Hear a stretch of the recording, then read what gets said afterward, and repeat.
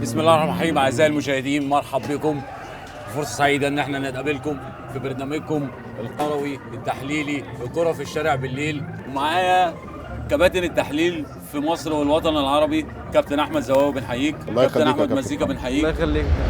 كابتن احمد، ممكن تدينا لمحه بسيطه كده عن مجريات الامور داخل المباراه؟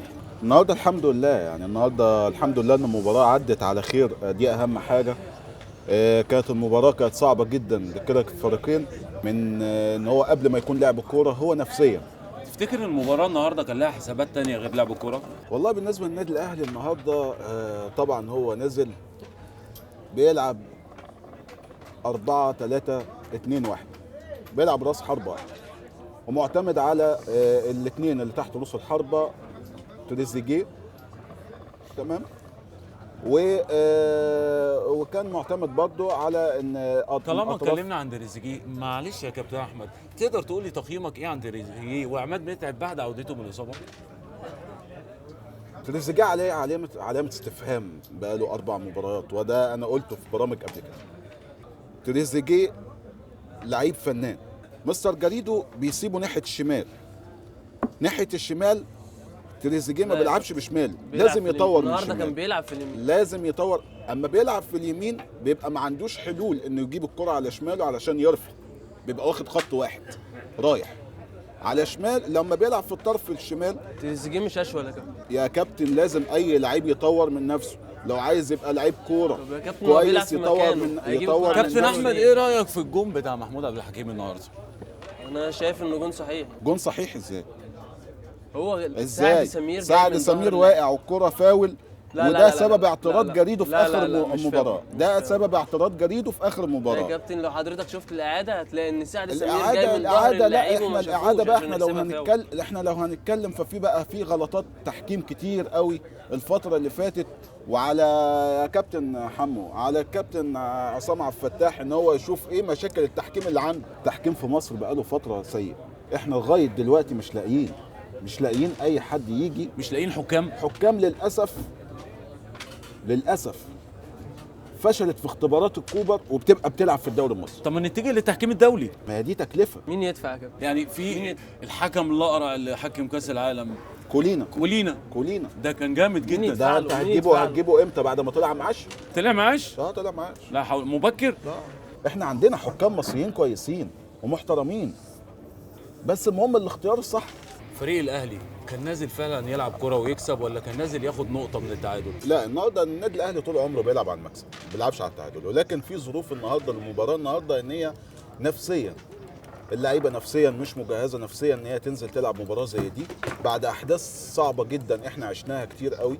بعد 3 سنين اول مباراه تبقى بين الفريقين بعد يعني للاسف مذبحه بورسعيد اللي حصلت.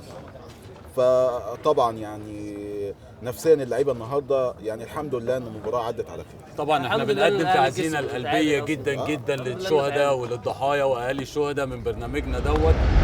كابتن احمد مزيكا، اتفضل.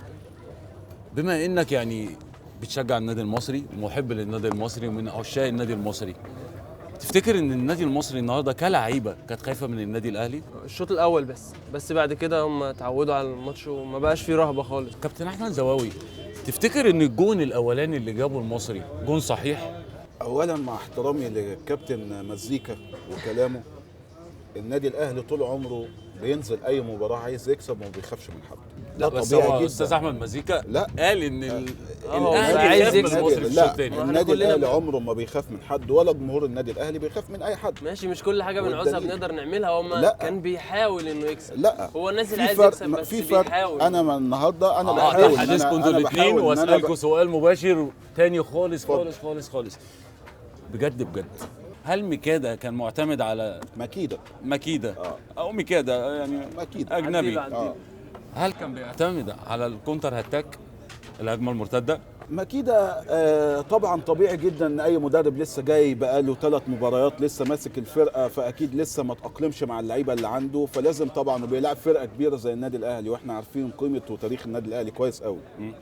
فهو النهارده بيلعب النهارده لازم قافل خط النص وبيعتمد على الهجمه المرتده. ايه رايك في المدرب الاجنبي ويفرق ايه عن المدرب المصري؟ ممكن اخد منك رد السؤال دوت بعد ما نطلع لفاصل، وهوبا يلا نطلع لفاصل ونقعد لكم تاني مع الكوره في الشارع بالليل. ورجعنا بعد الفاصل وكان معانا سؤال لكابتن احمد، ايه رايك في المدرب الاجنبي ويفرق ايه عن المدرب المصري؟ بص يا كابتن محمد، المدرب المصري مفيش بديل عنه دلوقتي في الكره المصريه، واحنا شايفين مدربين كتير مصريين جدا بيعملوا فرق كويسه جدا. ده عادات يا كابتن، يا عادات. كابتن. احنا نشأت عندنا كده ان في كل حاجه، مش في الكوره بس، نشأت عندنا ان دايما الاجنبي والاوروبي افضل من العربي وافضل من مصر، لكن مفيش ميزه اصلا. يعني لو دورنا هنلاقي برضو ان المدرب المصري في كل مميزات المدرب العربي. اعزائي المشاهدين، برنامجنا كرة في الشارع في كل مكان جت لحظه الختام، واحب ان اشكر قبل ما نختم كابتن التحليل الكروي في مصر كابتن احمد زواوي. اشكرك فندم. اشكرك كابتن مزيكا. الله يخليك يا وبشكر مشاهدينا في كل مكان اللي تابعونا من خلال برنامجنا الكوره في الشارع، وتابعونا على دوت مصر.